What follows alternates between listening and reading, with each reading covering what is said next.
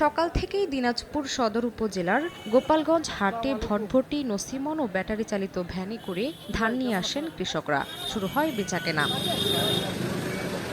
কৃষকরা জানান, সপ্তাহ ব্যবধানে প্রতিমন ধানের দাম কমেছে ১০০ থেকে ১২০ টাকা পর্যন্ত।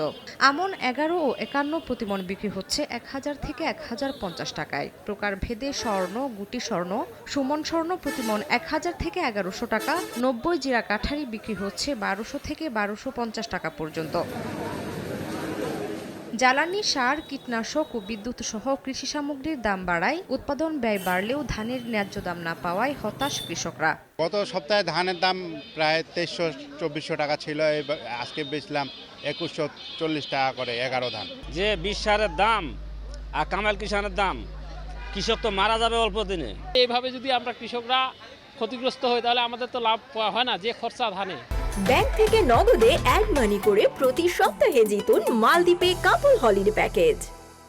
এদিকে পাইকার ও ব্যবসায়ীরা বলছেন, আগের তুলনায় বাজারে চাল বিক্রি কমেছে। এ কারণে ধানের বেচাকেনা কম। চাউল বানাচ্ছি, চাউল বিক্রি হয় না। মোকাম থেকেও যেখানে চাউল পাঠায় সেখান থেকে মোকাম থেকে চাউলের বন্ধ করে দিচ্ছে। বেচা কিনা কম, তো এই জন্য বাজারটা নিম্নমুখী। সরকারি সহযোগিতা আমরা একান্তভাবে কামনা করছি, কারণ আমরা মিলাররা আসলে অত্যন্ত লোকসানের মুখে চলে গিয়েছি এবং এরকম যদি চলতে থাকে তাহলে হয়তোবা আমাদের লোকসানের পরিমাণ বা কৃষককেও আর দাম দেওয়াটা নিশ্চিত করাটা সম্ভব হবে না। জেলায় এবার ২,৭০,০০০ হেক্টর জমিতে ১০.৫ লাখ মেট্রিক টন চাল উৎপাদনের লক্ষ্যমাত্রা নির্ধারণ করেছে কৃষি বিভাগ। সময় সংবাদ, দিনাজপুর।